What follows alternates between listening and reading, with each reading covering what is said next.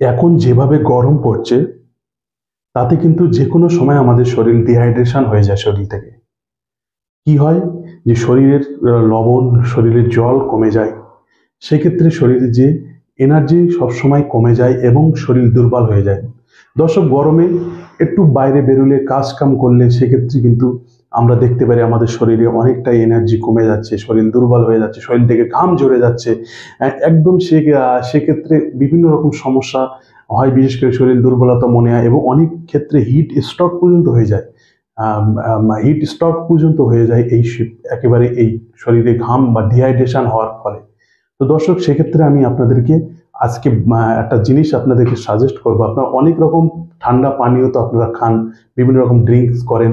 তো সেখানে আমি আপনাদেরকে আজকে একটাই জিনিস, যেটা যদিও এটা আমরা প্রত্যেকেই অবগত জানি, যে দেখতে পাচ্ছেন ওআরএস লিকুইড। এই ওআরএস লিকুইড বিভিন্ন নামে আপনি বাজারে পাবেন। এই ওআরএস লিকুইডটা আপনি সঙ্গে রাখতে পারেন, বাড়িতে ফ্রিজেও রাখতে পারেন। হালকা ঠান্ডা হলে এটা অসুবিধা নেই, গরমে খেতেও ভালো লাগে। ওআরএস লিকুইডগুলো এখন খুব টেস্টি, বিভিন্ন ফ্লেভার আছে, যার সে পছন্দ মতো ফ্লেভার চুজ করে নিতে পারে। এটা একটা বড় প্লাস পয়েন্ট।